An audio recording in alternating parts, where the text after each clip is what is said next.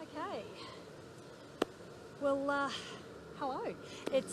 I'm pleased to be joined both my colleagues Ben Carroll and Vicky Ward, and as has been reported by the returning officer of the Victorian Parliamentary Labor Party, I have been elected unanimously, endorsed unanimously by my caucus colleagues to replace the fabulous Daniel Andrews as leader of the Victorian Parliamentary Labor Party, and in turn follow in his footsteps as Premier of Victoria, and we'll be heading over to Government House shortly for the official part of that proceeding. I'm delighted to be joined by my parliamentary colleague Ben Carroll, who has been also endorsed by our caucus colleagues as Deputy Premier, and also Vicky Ward, who is the member for Eltham and will be filling the ministerial vacancy created by the now resignation of the member for Mulgrave, Daniel Andrews.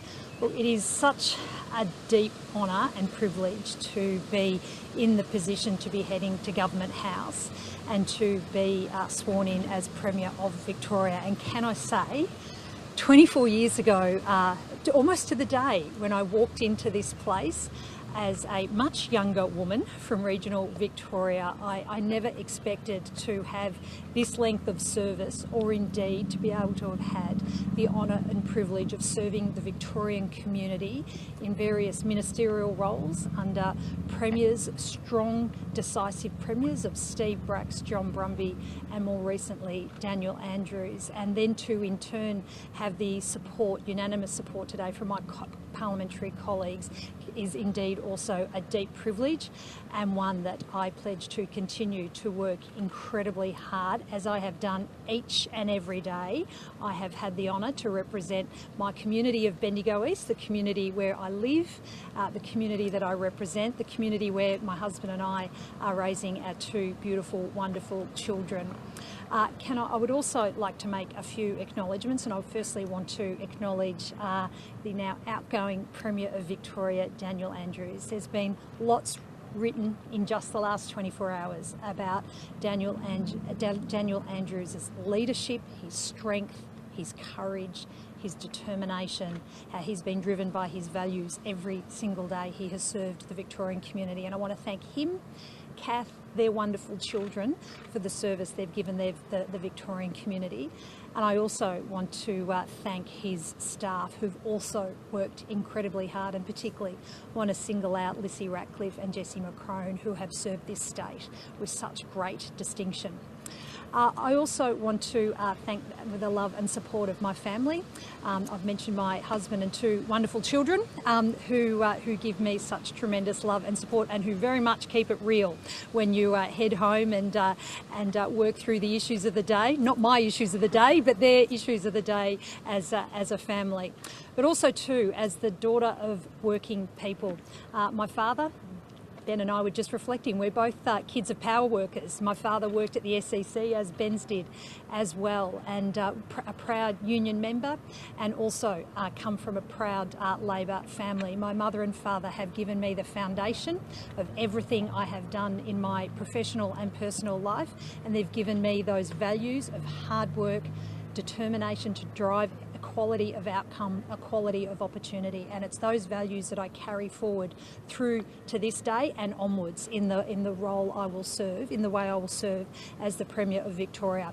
I will also just say this: I pledge to the Victorian community that I will continue to work hard, as I've done every single day as a Member of Parliament, particularly too, I think in the last 8 years, how we have worked hard as a government. We've certainly driven a big and strong agenda in the transport infrastructure space, where we've gotten away big and complex and challenging projects that we haven't run away from. I haven't walked away from those challenges. We've pushed on because we've understood the importance of those projects, like the Metro Tunnel and like the projects underway, the North East Link, the Westgate Tunnel, removing level crossings as we've been doing across the community of Melbourne. But I also come to this role with the opportunity to continue the strong reform agenda and also chart a future course for the state. And in coming days and weeks, I'll have more to say about policy priorities that I'll be bringing to this role. Today, though, is about obviously marking that transition and signalling to the Victorian community that pledge of working incredibly hard. And on that front, I'll hand over to Ben to say a few words, but also we'll take a few questions, and only a few questions, because we do have a lot of work ahead of us, because this is a tremendous privilege to serve the Victorian community, a wonderful state full of rich and beautiful natural environment, the diversity of our state, the opportunity to work with our First Peoples Assembly as we walk towards that path of treaty here in Victoria. It's a wonderful state. I look forward to serving it, and we'll now hand over to Ben to say a few words. Thanks, JA. It's a real privilege to be serving as the Deputy Premier. I've known JA for more than 20 years. She's not only a colleague, but she's a friend. Jacinta has always lived and breathed regional Victoria and has done so much from the level crossing removal program right across our state and rebuilding the transport infrastructure. It's been a privilege to work closely with her as the Public Transport Minister. I'm certainly looking forward to working closely with her as the Deputy Premier. I can't wait to roll up the sleeves and get on and support this new leadership team. Can I congratulate Vicky Ward, who's also an outstanding addition to the Victorian Cabinet. We're really looking forward to getting on with it and doing great things. As Jacinta said, I'm also the son of an SEC worker, born and raised under the flight path of Melbourne Airport in Airport West. First job at the local Kmart store, and then to think now to be Deputy Premier and to be serving alongside Jacinta and our wonderful, diverse and strong and energetic Cabinet is something really, really special. Can I also pay credit to Premier Daniel Andrews, Kath, the children, who has just been outstanding. He's rebuilt our infrastructure, our social infrastructure, and will go down in history as a remarkable, remarkable person and a remarkable Premier. And on that note, I'll hand back to... Thanks Ben. Premier-elect Allan, two quick ones from me. You're the first female Premier to lead Victoria since Joan Kerner. Has it dawned upon you in the half an hour that you've come downstairs from the caucus room that fact? And what style of government will you seek to lead? Will you make changes to the public service and reform the Premier's office, which currently most decisions through under the Daniel Andrews government have funneled through that structure? Will you seek to empower ministers more, such as how the Prime Minister Anthony Albanese has done? So Simon, on the second part of your question, as you've pointed out, it's been a mere minutes since we've had our caucus meeting, and I also flagged I will be having more to say about policy priorities over the coming days and weeks as we go through the process of swearing in a new cabinet, a new fabulous minister, a new cabinet that will necessitate some reallocation of portfolios. So if you can give me a little bit of time in terms of coming back, in terms of signalling some of those policy changes that in turn will also potentially see some other machinery of government changes that we will work through in the usual way. And there's also a process that needs to be followed in terms of receiving incoming briefings from the Department of Premier and Cabinet, because there's a lot to do. There's a lot to do, and I absolutely intend to hit the ground running in terms of continuing the work that's underway. We've got that enormous, important housing statement that was released just a week ago. Just a week ago, many of us were together in Kensington talking about the most important and critical issue for the Victorian community right now, which is how do we build more homes, more affordable homes, more quickly. And so they're the sorts of things we'll continue to push on, but there will be some other important policy priorities that I'll touch on in the days and weeks ahead. In terms of the question around Joan was a wonderful mentor and support to so many of us, and I think it's fair to say men and women across the Labor movement. So it's not lost on me that I am only the second woman to lead this state, and that is also comes with some emotion, but also I did hope I'd get through this without becoming emotional. I also hope it says to young women, older women, women from across different backgrounds of all parts of the state, that leadership takes on different shapes and sizes. And leadership, women have a role, have a place in leaders in our community, whether it's in politics, running local community groups, being a small business person, running big corporations, running a farm. Women have a place to be recognised as leaders in all of these roles across our community. And I hope too that it sends in some way a message to younger women. I know along my journey young women have talked to me about my journey and how they can learn from that, hopefully learn from some of the slings and arrows and not have that repeated, but also too how they can see that leadership does come in different shapes and sizes, and there is a place for women at every single table, at every single decision-making table, in every single organisation around this state. We spoke about working under Brooks and Brumby and also Daniel Andrews. They had very different leadership styles. This isn't your first leadership position, but how would you describe your leadership style and what do you want to bring to the role? Yeah, look, clearly every leader is different. The three leaders you've referred to, Annika, John, Steve and Daniel, all brought their own style to it. And I guess I say over time the Victorian community will see me bring a very different style, one that is built on those values that I talked about, the values of hard work, the values about equality of opportunity, the values around supporting working families, supporting our beautiful natural environment. So they will be the values I will bring to the role. And then as we shape it, as I work collegiately with colleagues, as I have done, we worked, and I refer again to the housing statement, with a group of colleagues, we worked incredibly hard over the course of this year to shape the housing statement that was released last week, and that required that collegiality, that bringing together of different parts of government, complex issues, challenging issues. So I think that gives you a sense of the work that I've done to date in terms of working closely with colleagues in a collegiate way, but also too, I find the best decision making is also centred on getting out and about, talking to people. Just a day or so ago on as I say, I'm losing a little bit of track of time. It was just yesterday. I was in Sunshine, meeting with the local community leaders there about the opportunities around Sunshine. So getting out and about is where also I'll be continuing to do that and wanting to do more of that to make sure we're not just listening but taking on board the issues that are important to Victorians, so they can see that action being taken. Earlier this afternoon, hang on, I can't. How's Carlos feeling? He wanted to be deputy earlier today. Look, Will Tim. he be your treasurer? Well, look, if I can give my colleagues, my ministerial colleagues, due respect, that I'll be having conversations with them. Heidi, I think you'd appreciate, not through the media. I'll be having conversations with them about the shape of the cabinet and the portfolio allocation. So again, that will take a few days to work through and also require another trip to Government House to have that work through. And no, well, Tim, I look forward to working alongside Tim as Treasurer. Tim has been an outstanding Treasurer of this state. He's handed down 9 budgets. 9 budgets, that is no mean feat. And when you consider those 9 budgets have been through some of the most challenging of times we've worked through over the past century. He's a great man. He's got, again, a man driven by great values, commitment to the Victorian community, the Labor movement and the Western Bulldogs, that's I think we should say. Well, again, I've just said to you, I've just said I want to show him respect, but I will be saying I want to continue. I would be expecting him to stay on as Treasurer. Earlier this afternoon, you're now deputy. Hang on. I can only do Chanel. How do you make this role your own? We know that Daniel Andrews had a very specific style. What do you do to make it your own and to not constantly be compared to him? Oh, look, I think comparisons are inevitable.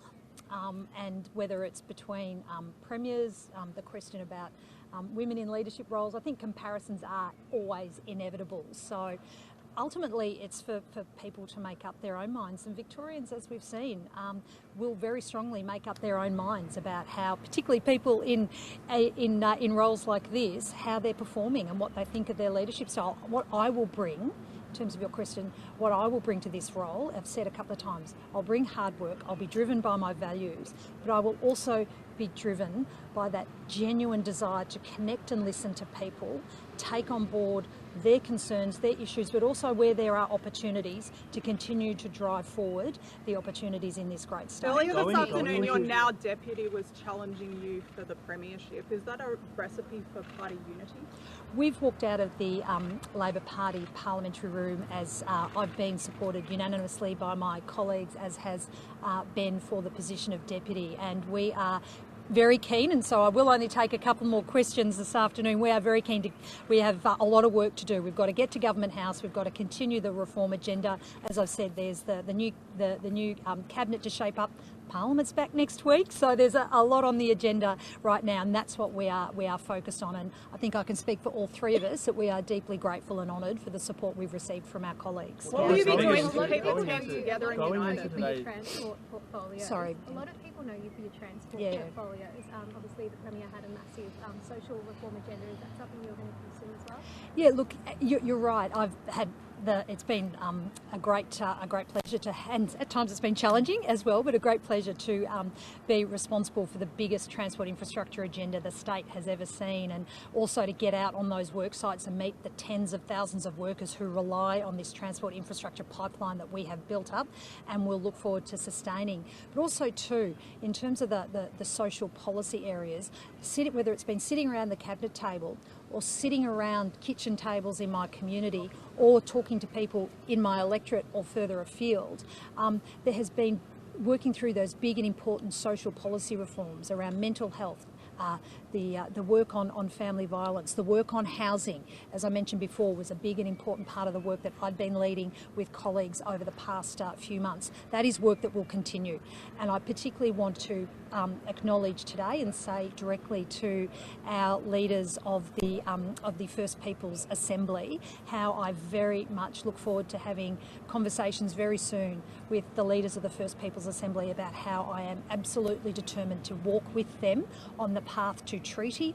It is a big and important piece of work that we are doing right now as a government, and I intend to walk alongside of them with respect, with dignity, but with determination to work towards the treaty outcomes. Premier, what do you say is the biggest challenge facing Victoria, and what's your number one priority?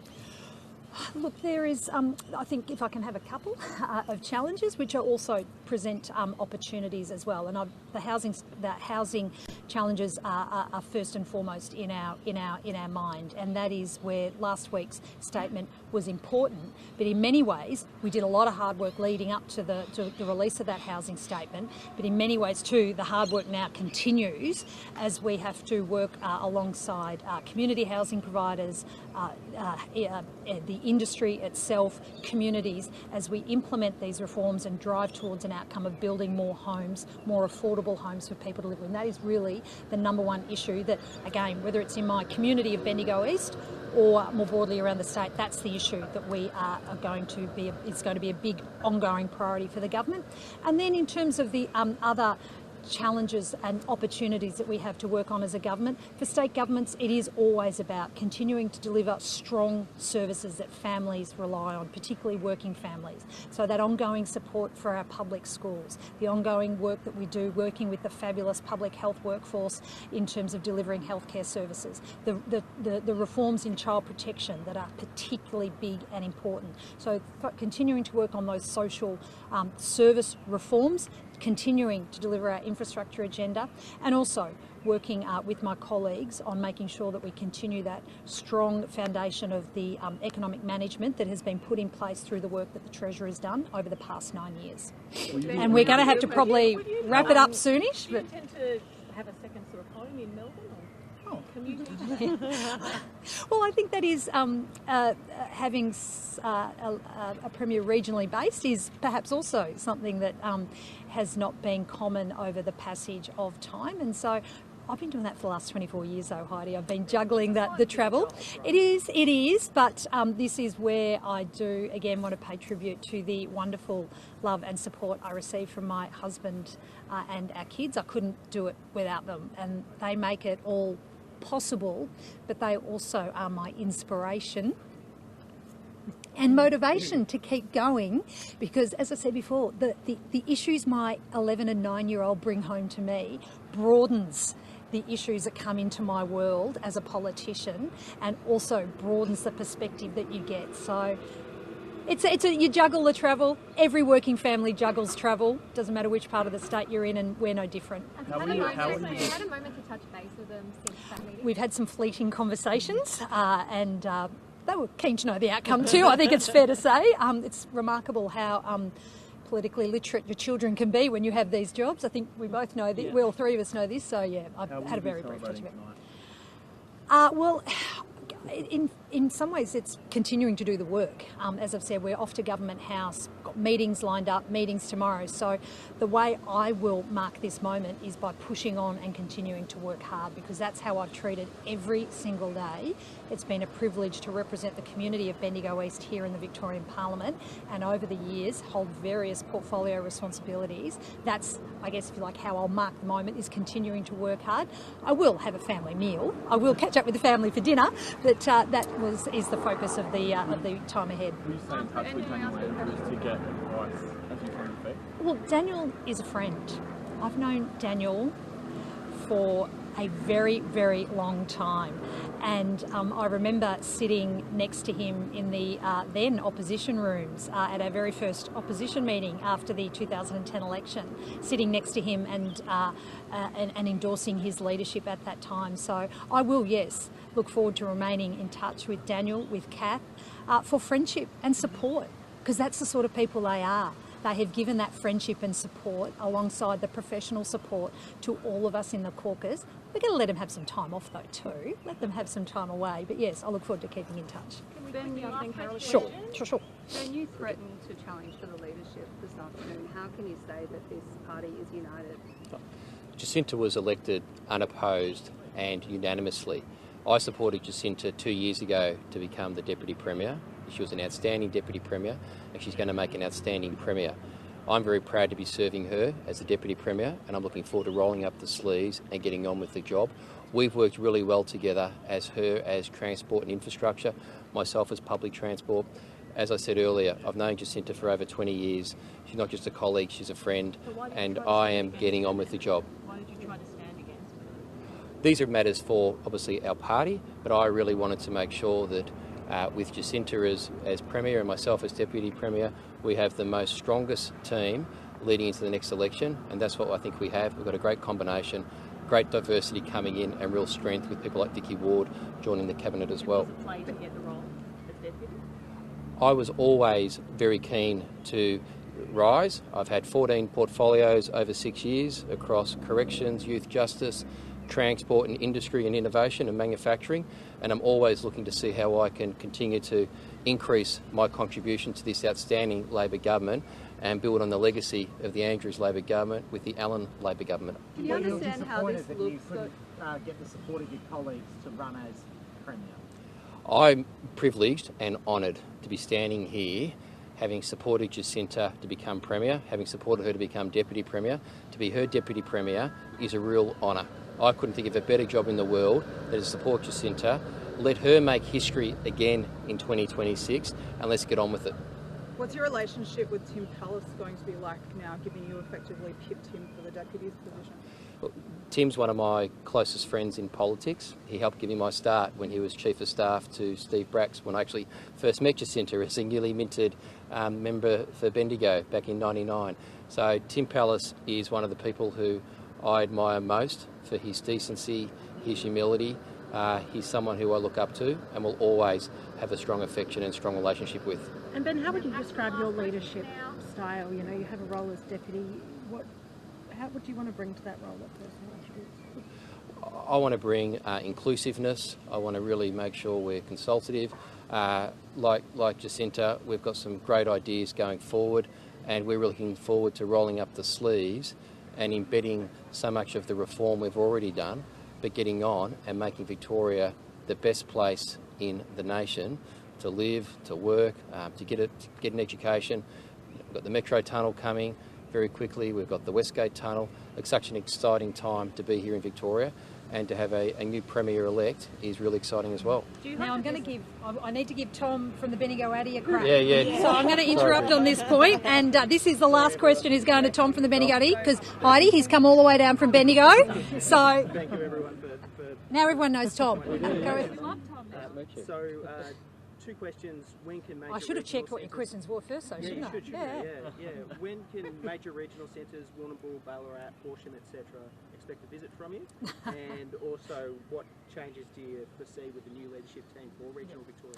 Well, on the first question, I'm grateful for the invitation. I hope that they're looking forward to the visit.